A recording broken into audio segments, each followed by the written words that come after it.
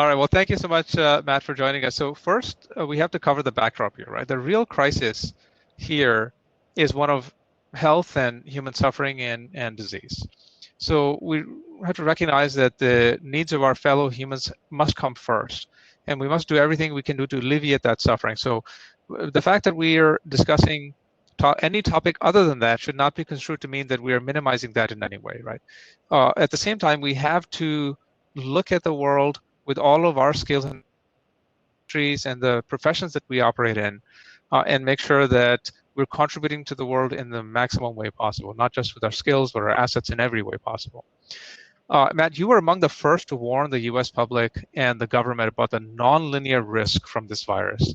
We could spend an able to kind of see that coming from a mile away and warned us all and what lessons we could learn. So maybe that we'll do that another day. But I do want to recognize your foresight in that, and I'd encourage everyone to follow Matt on Twitter to track his analysis and his advice for this matter. But Matt, so if we focus on more on your VC hat, you've seen plenty of economic crises in your career that have affected the entrepreneurial ecosystem, the innovation economy, as well as the overall economy and Main Street. Is this one playing out differently so far? And what are your expectations for what this will mean for founders now and in the next 18 months? So how many hours do you want to take, Irfan? With two quick notes on the intro. Generally, we go by DCVC, Delta Charlie Victor Charlie. So if anybody wants to follow the firm on Twitter, it's at DCVC. And actually, we manage a couple of $1 billion. And I guess that's kind of a good segue to we're experiencing the same range of emotions and the same anxiety, regardless of assets, that everybody else is. There's no one in our firm, including myself and my co-founder, Zach Bogue, that was born with a silver spoon in our mouth. If things go badly, we're not retreating to a mansion in Newport, Rhode Island to go sailing. We came from similar backgrounds to our entrepreneurs. We built our franchise the hard way. We've been entrepreneurs ourselves in the past. So all of this is saying we come at this from a place of profound empathy, first and foremost. And we think of the entrepreneurs in our own portfolio and in our friends' portfolios and everywhere that we touch, as people first and as sources of prestige or economic return only a very, very, very distant and remote second. And I hope that our colleagues view the world through a similar lens. This crisis is distinct from others in that there is a scientific and organizational solution to the crisis, but not a monetary or a political solution to the crisis. And so it is frustrating for the powers that be that you can't necessarily throw money at this. Right. You can't strong arm or jawbone other countries or financial regimes to raise or lower the prices of their currency or to buy or sell junk bonds or distressed savings and loans or whatever the asset happens to be. And to your point, I've been through these since the early 1980s. The old joke is, where did the VCs / hedge fund guys / central bankers crash the plane? Same place we did the time before, man. The terrain looks here. Right. This is very different. So we're doing everything we can to contribute to the scientific solution. One of our companies that provides scale-out testing for the coronavirus itself, and shortly for antibodies as well, with an oral swab, PPE preserving, different supply chain, more accurate than the current stuff, able to scale to millions of tests, has received FDA approval, is cooperating with the U.S. Air Force and other elements of the U.S. government to really scale this out, first in the military and then ideally to a national basis. That's a company called Curative, and another one of our companies called Abcelera was in Eli Lilly's earnings today. Eli Lilly's CEO announced that they expect to be filing for an IND and to be in May and moving towards clinic rapidly with an antibody-based potential therapy for COVID-19, for the virus and the disease that it causes. And there are probably 20 other companies in our portfolio that are working on cures and diagnostics, including at-home testing, cures in advance for COVID-20 in 20 and 22, sentinel detection of disease outbreaks. And I guess to address your earlier point, the reason that we called the ball on this early is not because we're particularly more intelligent than anyone else, but we kind of swim in a sea of very, very smart molecular biologists and virologists and epidemiologists and medical professionals every day. And when they're freaked out, we're freaked out. Yeah, and I think that that's been really actually remarkable to watch, Matt, as your portfolio has been obviously using their expertise to really get into the fight against this disease and this virus and the evolving understanding of that. So, kudos to your portfolio for so quickly adapting themselves, despite all the other pressures that they would obviously be under, to contribute to this, human civilization level endeavor here that we're engaged in. So DCVC is among few investors who has consistently, and of course even before DCVC, yourself and your portfolio, invested in bold deep tech teams over the course of decades, right? And making those really, really bold bets that can move civilization forward, right? And even when it wasn't fashionable, right? Even when it wasn't fashionable, you guys were doing that. Still not fashionable. Well, I suppose. And so that ranges, of course, from AI, quantum computing, semiconductors, biotech, healthcare. You mentioned molecular biology, basic science, energy, and healthcare, and so on.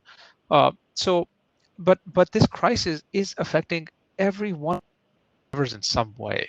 Every one of your portfolio startups and all the portfolio startups that spent 2019 preparing to come pitch to you in March of 2020 to go and build the next big deep tech endeavor or biotech endeavor.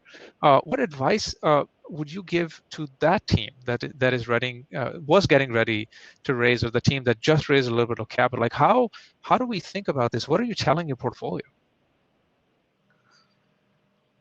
So our kind of point of view, and for decades now, has been that companies need to serve an approach that, for lack of a better phrasing, we call more for less. And I suspect saying this over and over and over again has been picked up by a few business writers, and it may have become a more popular term.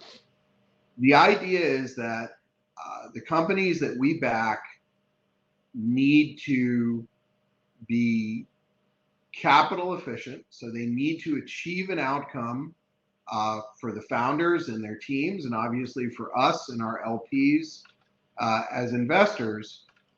within the scope of what's venture financeable, meaning they can't depend on a magic infusion of $10 billion to grow, secret sauce gasoline producing algae like the clean tech deals Right. of the mid 2000s. And the result that these companies need to produce is in a large, unloved, but globally impactful industry, a better product, a better outcome, better service for more people, more human beings, for dramatically less money, for dramatically less environmental impact, basically, for lack of a better term, kind of advancing a Star Trek future. If we boast about the cost of an iPhone, nice little sleek glass pocket supercomputer, going lower and lower and lower every single year, we write all these fawning Fortune articles or Wired or whatever about the great genius of Apple making pocket supercomputers available for $15 a month in all-in lease payments, if you will. Why shouldn't the same be true for food and medicine and healthcare and guaranteed clean air and clean water, housing, freedom from terror and oppression, physical security? Why shouldn't the cost of all these things be ramping towards $10 a month, and why aren't we celebrating that?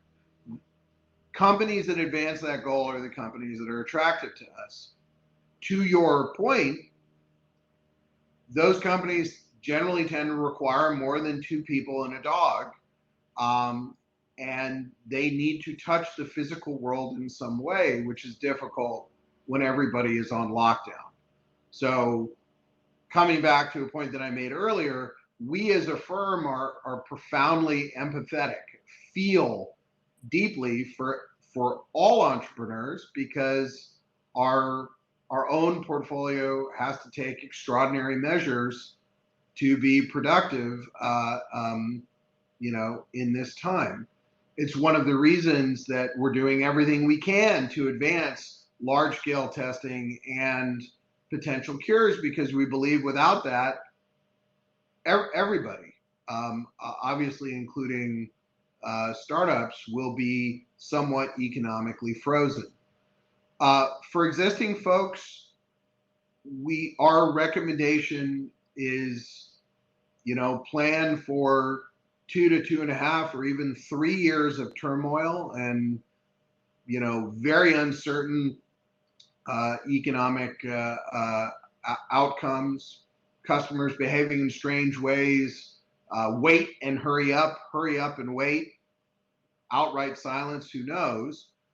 And where it comes to runway, our advice is try to make sure that the pain is shared. Do not hemorrhage talent. Do not essentially cut off your own legs to eat them for fuel for the marathon that you still have to run. And so where you can reduce salaries, take loans, avail yourself of every reasonable government program there is, but again, in a shared way, those are all reasonable things. And okay, that may not be enough, and people may have to undertake very painful decisions, but it should be done, again, with sympathy and kindness. Vesting provisions should be relaxed. If you hired someone for your startup, that meant that you believe they were a great hire and they would contribute. You have to treat them the same way going out of your startup, no matter what the circumstances are. That's number one. Number two is, if you're trying to build a startup or you're preparing to build a startup right now, I think our peers are still investing. We're still making investments, but the view of risk is that there has to be enough money across the next 3 years to get to an outcome, and that what the startup does has to be sufficiently, life or death, even by our standards, the stuff that we invest in, that it's almost impossible for someone not to buy it. That it is so important that even frightened, anxious customers in a sea of uncertain data of their own will respond to it. And if you can't build that startup, then it's a tough time. Basically, you're saying that the customer landscape has changed, the acquisition landscape has changed. New opportunities are definitely opening up, but they require a different mindset to be able to go after. That's for new opportunities, and then for existing opportunities, it's a hunker down and buy and keep you afloat. Yeah, and I think again, I think people are going to do stuff, but it's also dangerous to take a look at a macro trend and assume that anything attached to that macro trend will do well. Saying people are going to have to work from home, so we're going to do an enterprise software play in some cool widgety work from home whiteboard platform. There are 30 of those, and Right. One of the more interesting ones just got $70 million in follow-on financing because they're viewed as a leader. You don't want to be Right. the 13th, 15th person in that sector. I think looking out beyond the current situation and asking the question, what does the world need for this not to happen again? What does the world need for, climate resiliency in the face of very pernicious change that continues to march along, no matter how humanity faces this crisis? The seas aren't getting any lower, and the temperatures in Lahore or Islamabad aren't getting any kinder during the month of August. We need to face those things. What does it mean for better, more fair, more equal medical or healthcare treatment, independent of the footprint of a virus? Those are things that will have durable value, I think. Yeah, and I think this is a call to action, Matt, in many ways, and I'm so glad you're bringing it up. I think it's a call to action for the innovation ecosystem to really build and solve those fundamental problems. I think, yes, there is a need for better tools to do little XYZ things here and there, but we need to switch to solving more and more fundamental problems and contribute more directly. So I think that this was absolutely useful, Matt. Obviously, we knew that time was not going to be enough to cover the details. Would love to have you back, and I think some of these topics, if you would be okay with it, we'd love to go deeper at a later time. I think it'd be really nice, and we'd learn a lot. Thank you so much. Be my pleasure, and always enjoy speaking with you and your team, Irfan. Thank you so much. Take care.